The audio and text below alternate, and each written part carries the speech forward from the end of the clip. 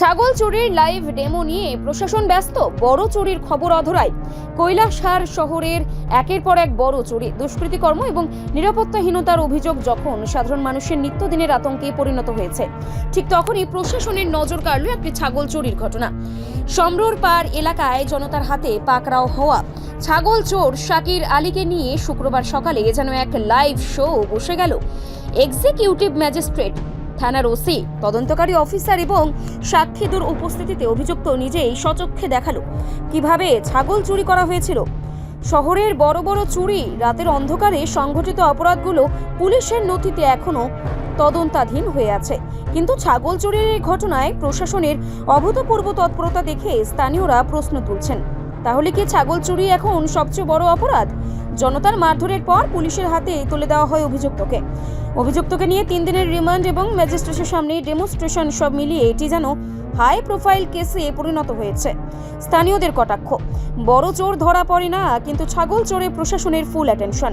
কৈলাসহর থানার ওসি তাপস মালাকার জানিয়েছেন, বাকি 2 অভিযুক্তকে খুব শীঘ্রই গ্রেপ্তার করা হবে।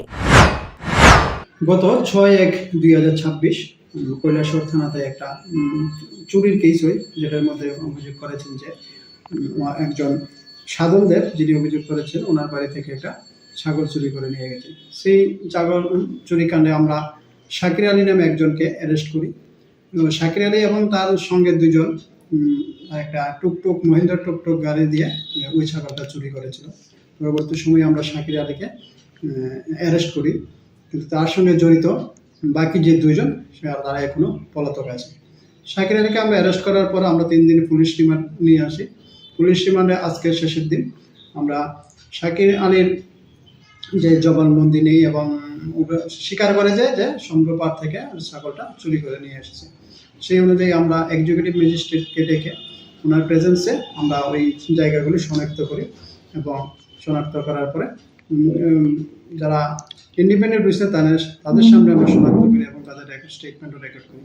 আজকে পুলিশ রিমান্ড শেষে শাকির আলীকে কোর্টে প্রেরণ করা হবে। মামলা আছে 2/2026। রিপোর্ট সংবাদ প্রতীক্ষা।